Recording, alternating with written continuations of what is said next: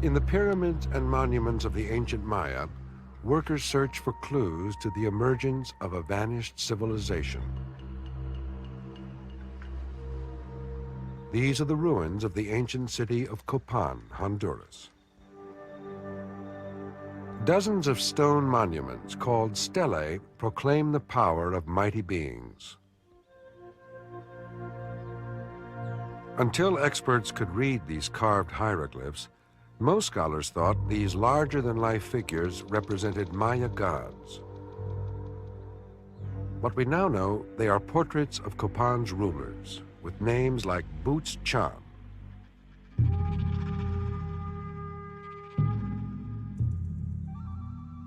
Smoke Shell, and the most powerful of all, 18 Rabbit.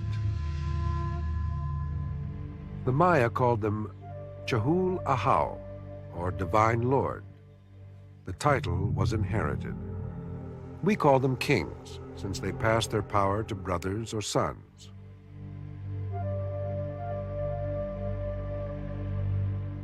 A dynasty of 16 kings ruled Copan for 400 years. How did they first acquire their power? And how were the Maya governed before the kings? Political organization changes as populations grow. Small bands and tribes evolve into chiefdoms and finally into states.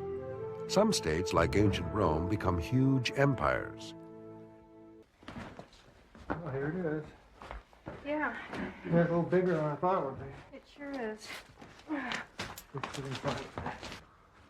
There is human bone here, yes. The cave floor is made of limestone and decomposed bat guano.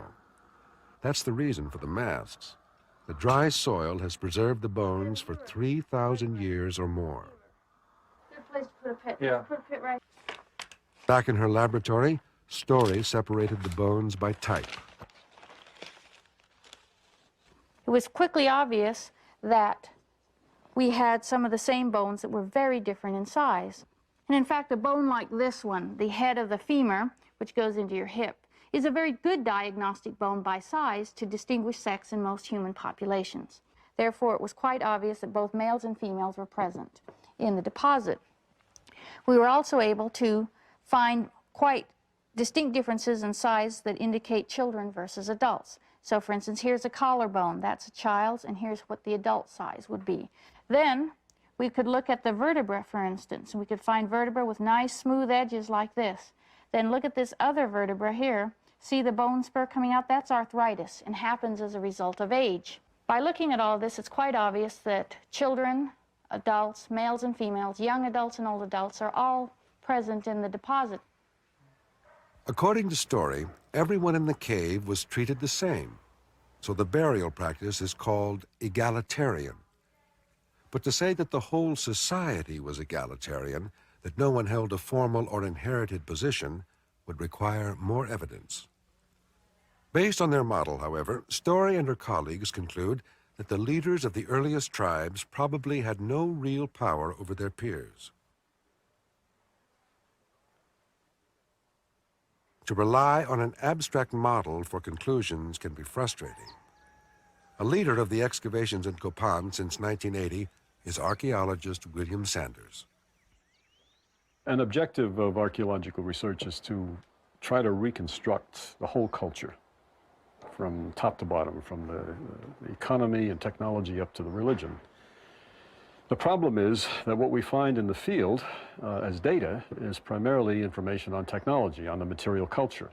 We find buildings and potsherds and stone tools and things like that. So how do you move from that data to the organization of society and then to their religion and these other aspects of culture?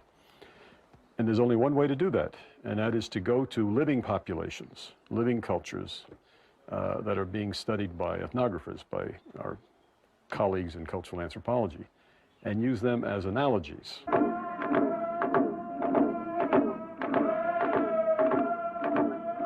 In the 1970s, anthropologists documented a society called the Kawilga in the highlands of Papua New Guinea.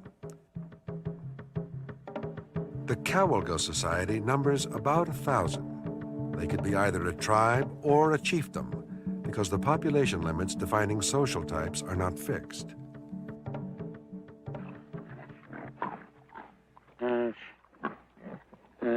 Here in the highlands, people raise sweet potatoes and pigs.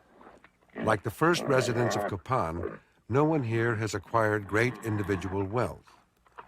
But men like Onka can acquire great prestige and influence. Such leaders are called big men, and they represent an important development in the evolution of more complex societies.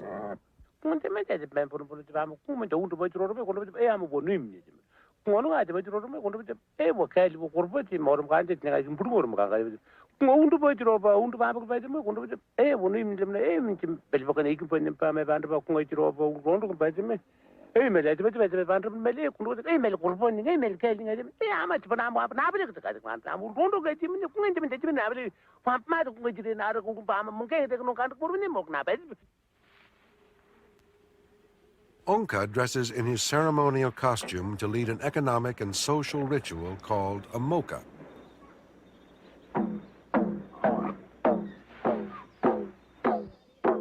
Ten years earlier, Onka received a moka, or gift, of several hundred pigs from Parawa, a big man from a neighboring tribe.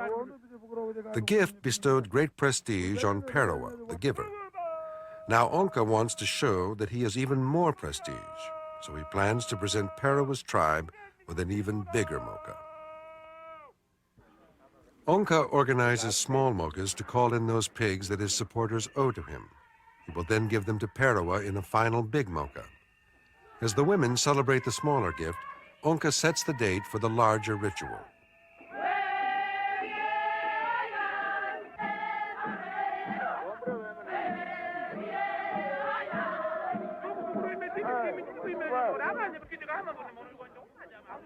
Even among his supporters, Onka faces competition from other big men like Raima.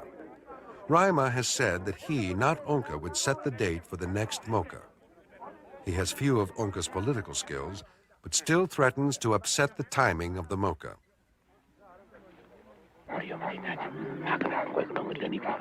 Onka continues to make deals with his allies.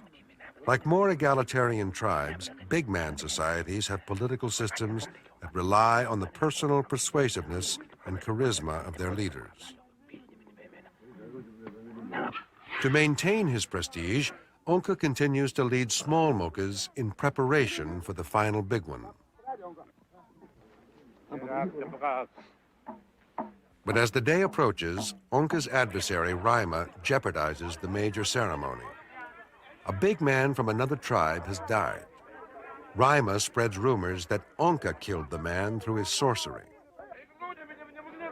Angered by the accusations, members of Onka's tribe seek revenge against Raima. Planning for the big moka is interrupted.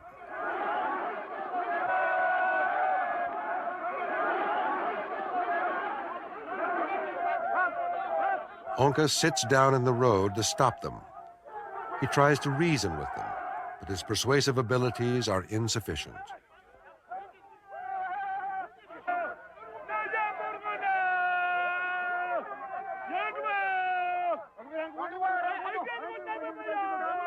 Big men have greater prestige than leaders of more egalitarian tribes, but they still have no real power over other people.